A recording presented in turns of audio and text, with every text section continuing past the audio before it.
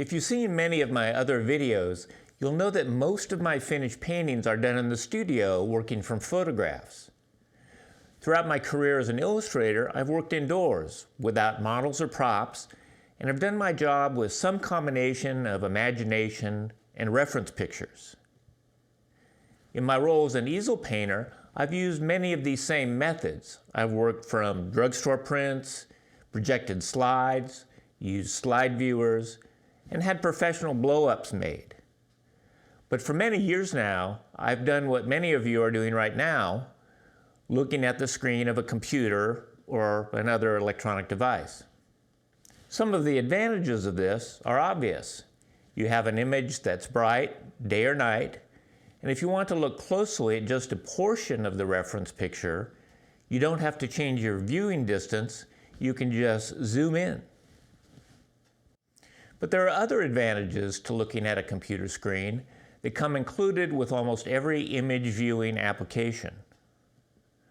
One is to quickly get a view of your image in black and white.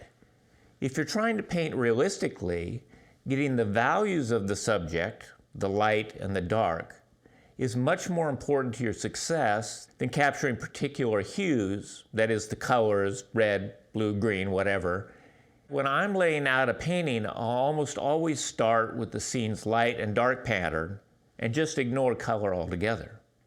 Many apps are available that will translate your black and white image into a small number of value steps. In Photoshop, for instance, this can be done by using the posterize adjustment to reduce the image to a specific number of values.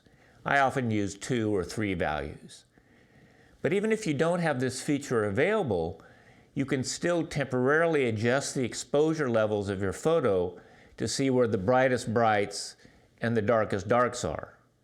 Once you've found these, you'll need to use discipline not to put these highlights and dark accents anywhere else in your painting. If you do, you will risk spoiling the illusion of reality that you are attempting to create. Another feature that you will commonly find is a saturation adjustment. By slowly dialing down the saturation, the last color that you can perceive is in the place of greatest intensity, and you can consider putting your brightest out-of-the-tube color in this spot. And it helps to expect that every other color you put in the painting should probably be less intense. Also, if you're having trouble deciding whether a grayish color is inclining towards a certain hue, you can crank the saturation dial all the way up to see if that provides a clue. This one is a little iffy, though you're going to have to use your own judgment.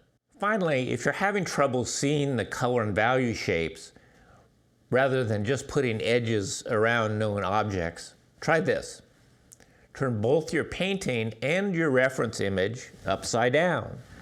This will help turn off your brain's obsession with recognizing things and help you concentrate on making the abstract shapes, which will, ironically, make your painting look more real and less like a collection of symbols or a cartoon. I hope that was helpful. Let me know what you think in the comments. Take care.